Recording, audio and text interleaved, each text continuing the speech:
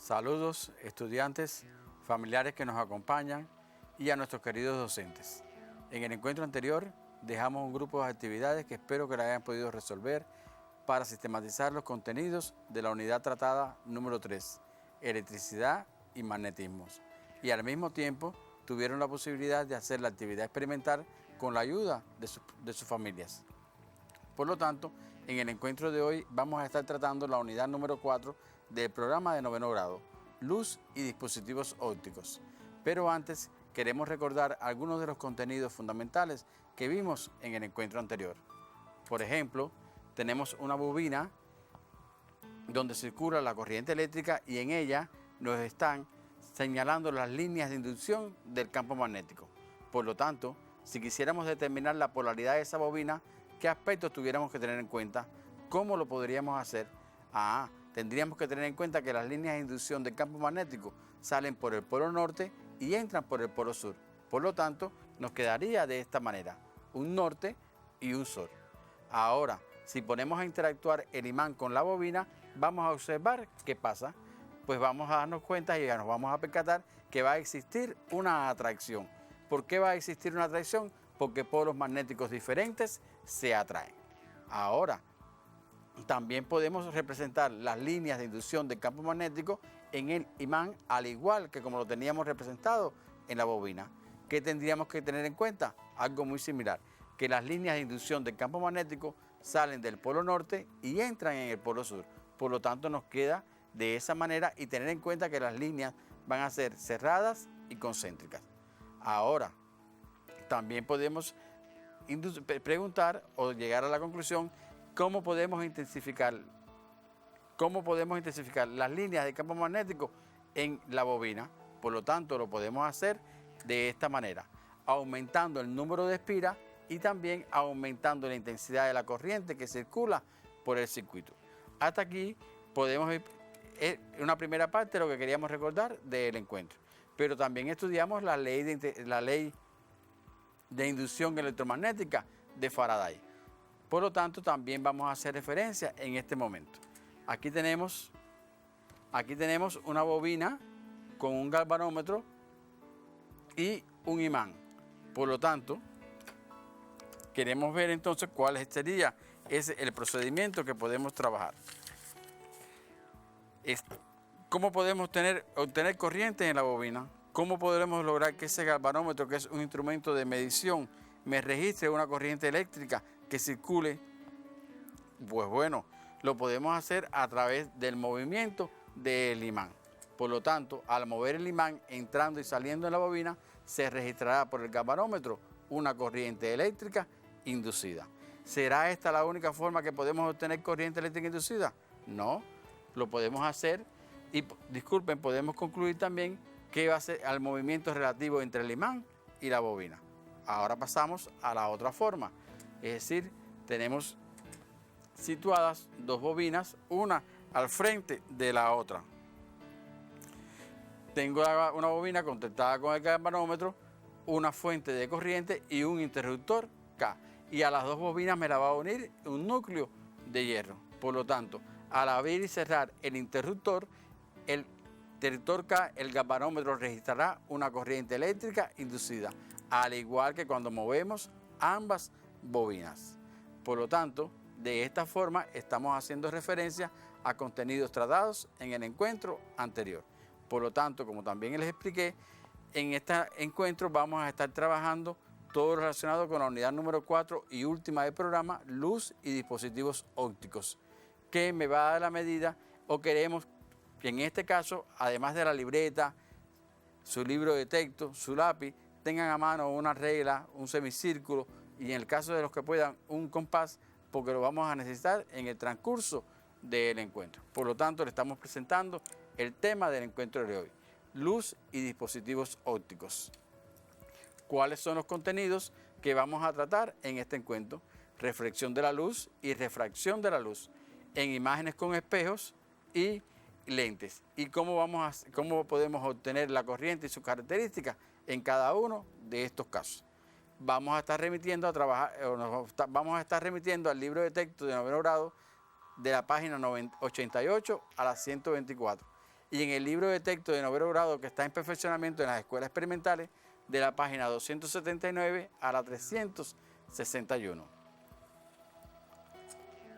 Vamos a recordar, ¿a qué denominamos luz? Luz es aquella parte del espectro de ondas electromagnéticas a lo que el ojo humano es sensible y que es capaz de producir una visión. Por lo tanto, vamos a ver que para producir esa visión vamos a tener en cuenta que entre 4,3 por 10 a la 14 Hz y 7,5 por 10 a la 14 Hz de frecuencia es luz visible, luz blanca. Por lo tanto, por debajo de 4,3 por 10 a la 14 Hz vamos a tener una frecuencia infrarroja y por encima de 7,5 por 10 a la 14 Hz va a ser ultravioleta. ¿Cuáles son las características de la luz y cómo se propaga? Las líneas rectas según las cuales se propaga la luz se denomina rayo de luz, como se representa en la primera figura. Y la zona dentro de la cual se propaga el haz de luz te pone de manifiesto en la segunda foto que aparece en la diapositiva que estamos mostrándole a nuestros estudiantes. Y al mismo tiempo los medios por que viaja la luz, en el aire, en el agua y en el diamante, y las velocidades de propagación de cada una de ellas. 300.000 kilómetros por segundo, 220.000 kilómetros por segundo y 124.000 kilómetros por segundo. Tenemos que ver que en estos casos la velocidad de la luz en diferentes medios, en el vacío, en el aire, en el agua y el diamante, y vemos cómo disminuye. Recordemos que la luz es una onda electromagnética. Mientras mayor es la velocidad de la densidad, mientras mayor es la densidad de los medios, su velocidad disminuye. Si en cambio lo comparamos con las ondas sonoras, que son ondas mecánicas como lo vimos en la unidad número 1, ocurre todo el proceso contrario. Recuerden, es decir, en el sonido, a medida que el medio es más denso, mayor es la velocidad de propagación de la luz. Y la luz se propaga en dos medios. Un primer medio homogéneo, donde la luz se va a propagar en línea recta. Y un medio heterogéneo, donde ella se va a propagar en la forma que se representa cuando va de un medio a otro medio. Observamos que ella, en ese caso, se desvía. Y también, con la ayuda de sus profesores, recordaron todo lo relacionado con dos leyes fundamentales en esta unidad: la ley de la reflexión y la ley de la refracción. Estas leyes no tenemos que copiarlas porque ya ustedes las tienen copiadas en su libreta, y al mismo tiempo en los laboratorios que contamos en cada una de nuestras instituciones educativas, ustedes pudieron ver este procedimiento. Por lo tanto, la primera ley de la reflexión dice que el rayo reflejado está en el plano que contiene el rayo incidente y es perpendicular al espejo. Y la segunda ley dice que el ángulo de reflexión es igual al ángulo de incidencia. Como se representa allí, ángulo de reflexión va a ser igual al ángulo de incidencia. Por lo tanto, tenemos allí una superficie espectacular y reflectora. Y vamos a representar las leyes, la primera ley de la reflexión. Pero primero tenemos que tener en cuenta el contenido de octavo grado cuando fuimos a representar la fuerza en la unidad número 2. ¿Qué hicimos? Tomamos un segmento de recta y ese segmento de recta con una saeta nos ubicaba la dirección y sentido de la fuerza. Por lo tanto, en este caso vamos a utilizar ese segmento de recta y al mismo tiempo la saeta nos va a indicar el sentido del rayo al que estamos haciendo referencia. Por ejemplo, tenemos una superficie espectacular o reflectora y por lo tanto vamos a hacer incidir un rayo de luz que al chocar el punto centro de la superficie reflectora espectacular va a aparecer la normal a la superficie. Y por lo tanto, entre la normal de la superficie y el rayo incidente va a aparecer un ángulo de incidencia. Si vemos el recorrido de ese ángulo de incidencia, podemos ver que sale de la normal al rayo incidente. Y ese rayo incidente se va a reflejar.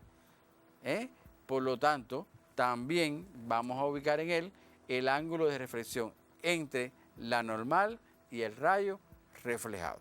Por lo tanto, Representamos con I el ángulo de incidencia, con R el ángulo de reflexión y podemos llegar a la conclusión de que el ángulo de reflexión va a ser igual al ángulo de incidencia. Ahora vamos a ver una peculiaridad o una característica de esta ley cuando hacemos incidir de forma perpendicular un rayo incidente, ¿no es verdad? Por lo tanto, ese rayo incidente ahí se va a reflejar por allí mismo. Por lo tanto, podemos decir que el ángulo de ese rayo incidente y el rayo reflejado van a tener valores iguales a 0. Por lo tanto, ¿se está incumpliendo la peculiaridad de esta ley, de la segunda ley? No. Ahora, vamos a pasar a la segunda ley, ley de la refracción, que nos dice que el rayo refractado está en el plano determinado por el rayo incidente y la perpendicular a la superficie en el punto de incidencia. Muy similar a la primera ley de la reflexión. ¿Por qué? Porque tenemos un rayo incidente, que es lo que vamos a cambiar, que en el primer caso, en la ley de la reflexión, ella se refleja y en este caso, ¿qué le va a pasar? Es rayo refractado. Y vamos a la ley de la reflexión. Tenemos allí dos medios, el aire y el agua.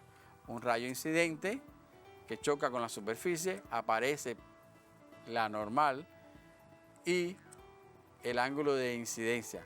Por lo tanto, allí ven el ángulo de incidencia representado por la letra I y que aparece el rayo refractado, ¿no es verdad? Por lo tanto, el rayo refractado lo estamos representando con la letra beta del alfabeto griego. Por lo tanto, el ángulo de incidencia va a ser diferente al ángulo de refracción. Segunda ley nos dice, si el ángulo de incidencia es de 0 grados, el ángulo de refracción también va a ser de 0 grados. Y vamos a analizar la figura A. Y como aparece allí, en su sentido, el ángulo de incidencia incide de forma perpendicular al vidrio y continúa su recorrido. Y los ángulos, ¿cómo van a ser? Igual a 0. Ahora, en los otros dos casos posteriores, a medida que aumente el ángulo de incidencia, también aumenta el ángulo de reflexión, como aparece en la figura 1, en el inciso B y en el inciso C.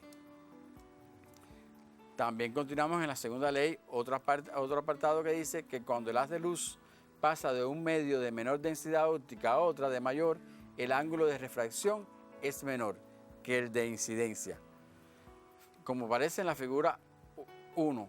Y a la inversa, cuando pasa del medio de mayor densidad óptica al de menor, el ángulo de refracción es mayor.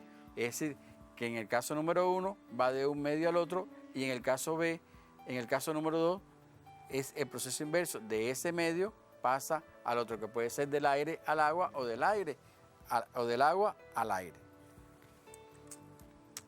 Y estamos presentando una imagen en un espejo plano. ¿Qué tenemos allí? Un tablero de ajedrez con 4 piezas de ese tablero de ajedrez. Tenemos un espejo plano y ¿qué estamos observando? ¿Qué le pasa a la distancia de las piezas de ajedrez al espejo? ¿Cómo es esa distancia? ¿Y cómo es la distancia del espejo a las piezas? Van a ser como iguales, ¿no verdad? Van a estar en la misma posición. Si contamos cuántos cuadritos tenemos desde el caballo al espejo y del espejo al caballo, vamos a darnos cuenta que va a ser igual. Ahora vamos a la formación de la imagen en ese espejo plano. Tenemos un objeto A y para obtener ese objeto A voy a trazar un rayo incidente. En el punto donde va a tocar al espejo va a aparecer la normal y por lo tanto continuamos y va a aparecer entonces el rayo reflejado. Vamos a trazar un segundo rayo paralelo que va a chocar con el espejo y se va a hacer, como ya vimos la peculiaridad, se va a reflejar. Por lo tanto, para obtener la imagen, ¿qué debemos hacer? Prolongar los dos rayos reflejados. Ahí está. Aquí vemos el otro rayo y vamos a ver qué le pasa a esos dos rayos que se intersectan en un punto. Por lo tanto, en ese punto estamos obteniendo la imagen del objeto A. Y las características de esta imagen podemos decir que es derecha, igual, virtual y simétrica. ¿Por qué es virtual? Porque no la podemos recoger en una pantalla.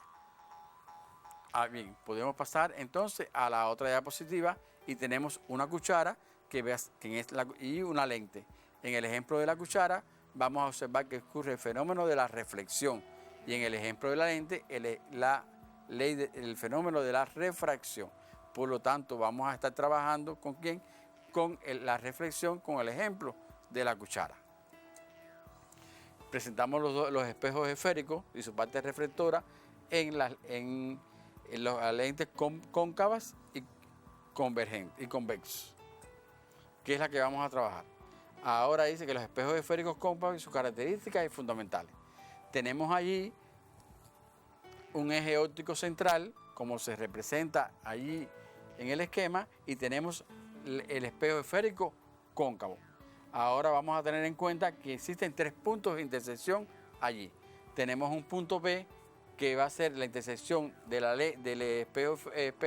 espejo cóncavo que va a ser el polo del espejo. Tenemos AF, que es el foco principal, y tenemos AC, que es el centro óptico.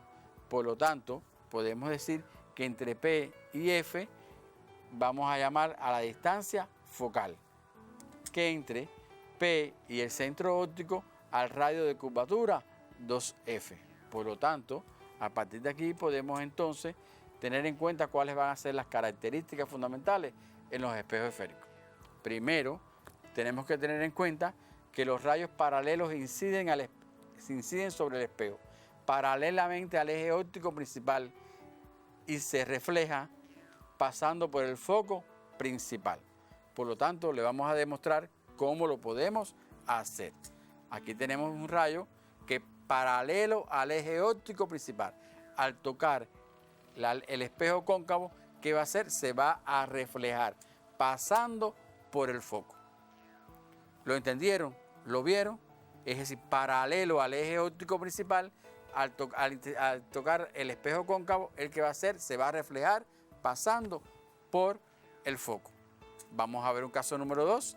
Los rayos focales inciden sobre el espejo pasando por el foco principal y se reflejan paralelamente al eje óptico principal. Por lo tanto, miren qué pasa. Ahí tenemos el rayo que me está orientando su saeta, su sentido, y al chocar con la lente cóncavo, ¿qué hace él? Se va a reflejar. ¿Pero se va a reflejar de qué forma? Paralelo al eje óptico principal. Y vamos a pasar a un tercer rayo característico que dice que los rayos centrales inciden sobre el espejo, pasando por el centro óptico del espejo y se reflejan sin cambiar de dirección, pero en sentido contrario al rayo incidente. Mírenlo aquí. Ahí tenemos el rayo y cuando llega al espejo cóncavo, ¿qué va a hacer? Se va a reflejar en sentido contrario, ¿no es verdad? Por lo tanto, después de haber visto estos 3 rayos, ¿cómo lo podemos representar? En este caso, entonces estamos en condiciones de ubicar un objeto después del centro óptico.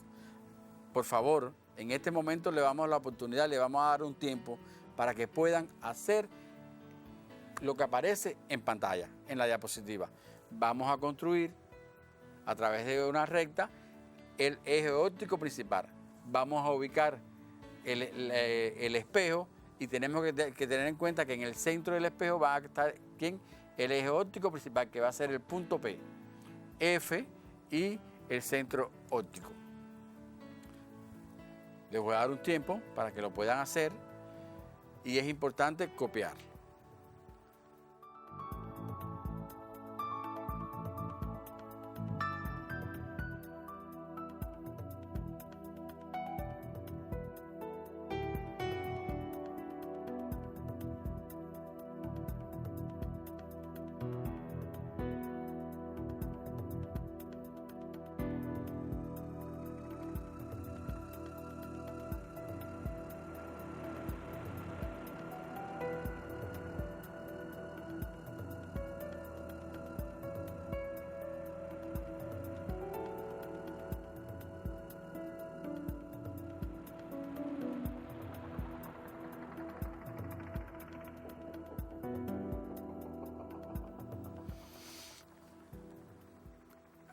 Cuando estamos, ya que están trabajando en la construcción de aquí del eje óptico principal con la lente, vamos a tener en cuenta que la distancia que hay entre P y F, ¿cómo va a ser? Igual a la del centro óptico. Es decir, que la distancia tiene que ser, no puede ser 2 centímetros en un punto y 3 centímetros en otro, sino que va a ser como igual en cada uno, de P a F y de F a C. Estamos trabajando, podemos buscar alternativas, es decir, podemos tirar la foto, podemos ir grabando la clase para que nos sea mucho más fácil a la hora de estudiar y sistematizar este contenido.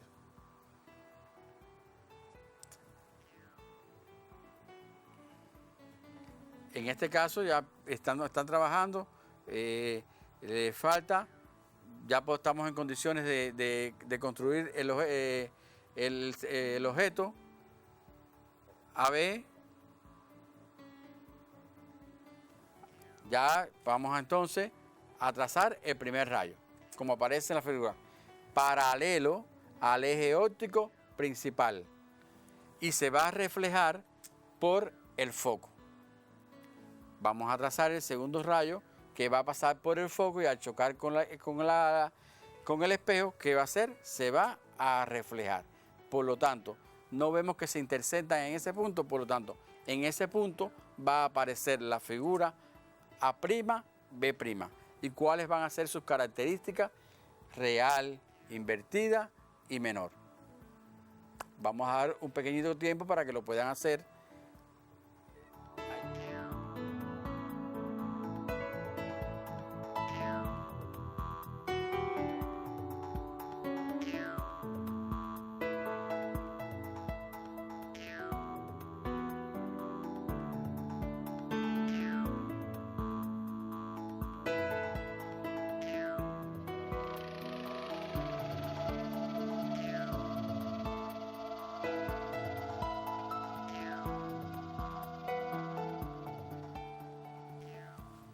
Lo pudieron hacer, es fácil.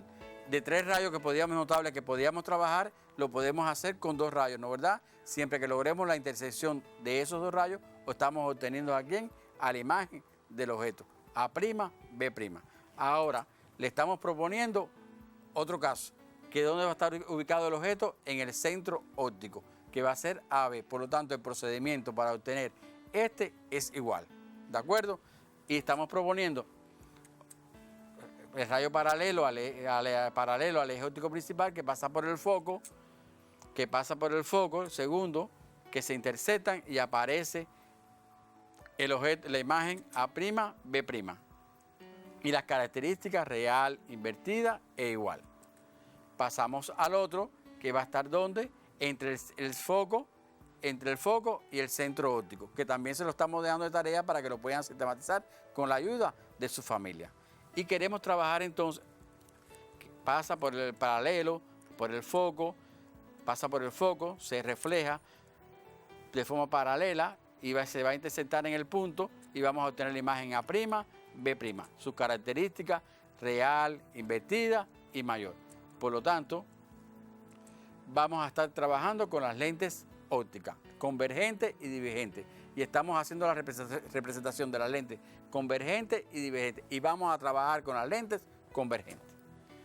Allí vemos la lente convergente con el módulo de laboratorio que tenemos en el kit de óptica, cómo va a ser en el primer caso la lente convergente que se va a interceptar en un punto determinado. Y la lente divergente que se va a proyectar, que nunca se va a interceptar. Por eso es igual. Vamos a tirarle una foto, vamos a ver cómo lo podemos hacer. Tenemos el eje óptico principal con el centro óptico, el foco, 2 veces el foco focal, es decir, que la distancia que hay entre el centro óptico y el foco va a ser la distancia focal, entre el centro óptico y 2F va a ser la distancia focal y por lo tanto obtenemos allí los rayos. Los rayos son similares a lo que vimos.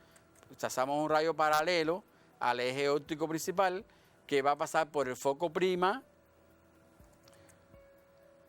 Trazamos un rayo que va a pasar por el foco y se va a refractar de forma paralelo al eje óptico principal y por lo tanto un tercer caso que es igual, que pasa por el centro óptico y continúa su recorrido. Por lo tanto, estamos entonces en condiciones de obtener la imagen que aparece allí. Allí, obtener la imagen. Disculpen, que allí se nos corrió un poquito la imagen que es AB. Por lo tanto, paralelo al eje óptico principal, pasa por el foco prima, un segundo rayo notable que pasa por el centro óptico, continúa su recorrido, se intersectan y aparece entonces la imagen A', B', con características de la imagen real, invertida y mayor. Y dejamos de tarea otro ejercicio similar, pero el objeto va a estar ubicado después del punto 2F. Por lo tanto, este contenido lo vamos a estar sistematizando con sus docentes cuando nos incorporemos a las aulas para desarrollar la habilidad en la obtención de imágenes en espejos y lentes. Darles las gracias, es el último encuentro, darle las gracias a las personas que nos han ayudado y han contribuido al desarrollo de estos cuatro encuentros para que tengan la calidad y desarrollar las habilidades de nuestros estudiantes. Al mismo tiempo, darle las gracias a todas las personas que nos han ayudado para que la clase fluya, para que la clase tenga todos sus conocimientos y en especial a la compañera Rosa María Lastre, metodóloga de 10 de octubre. Recuerden cumplir con las medidas higiénicas sanitarias y no conectar equipos innecesarios en el horario pico. Muchas gracias.